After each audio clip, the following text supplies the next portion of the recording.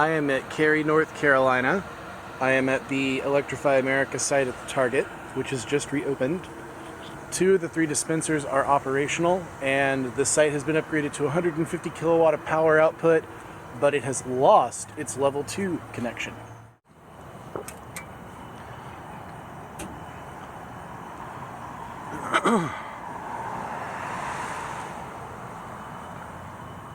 Probably can't see a thing. These new machines will bounce back and forth between the initiating screen and that welcome screen. 7, 9, 10, 11, 12. Keep climbing. There we go. 80, 90, 102, 13, 20, 37, 41, 142. All right, that's acceptable.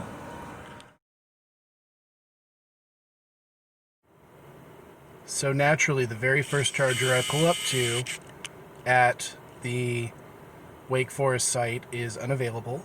Weirdly enough, the middle charger at the Cary location is also unavailable. So I'm going to move over to the other CCS only charger, and we're going to see if we get 150 kilowatt out of these bad boys. Alrighty, so I'm here. This van is always parked in the level 2 spot, but this site retained its level 2 charger where Cary lost its.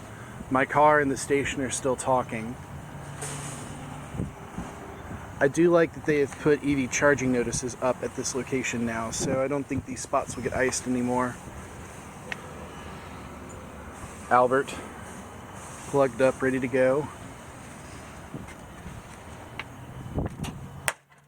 Ooh, I just caused a pop.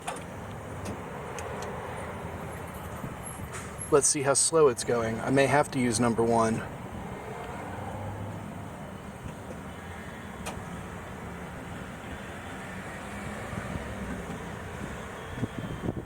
Two kilowatt, 3.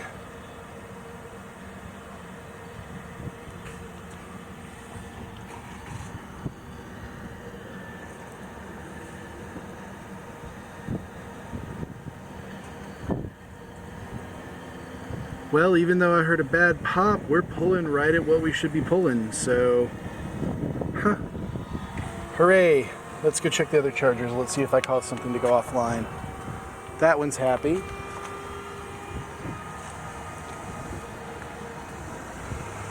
That one is still unavailable.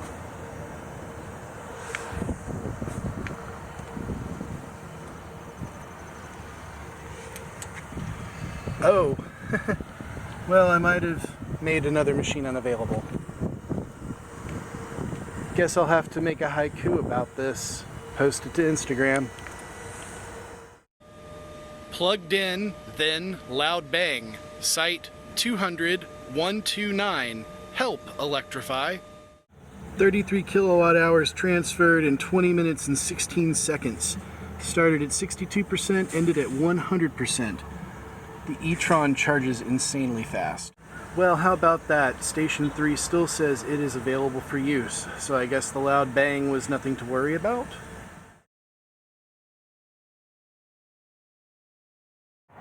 Back out here at Smithfield. All 4 chargers look like they're installed. Looks like all the new power equipment is installed, but stations aren't powered on.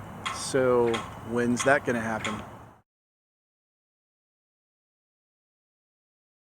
Alright, so I'm out here at Lumberton. They've taken down the construction equipment, but the machines are all powered off and still have their cables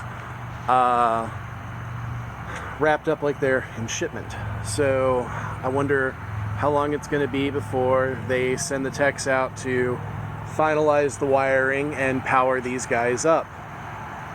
Check back next week.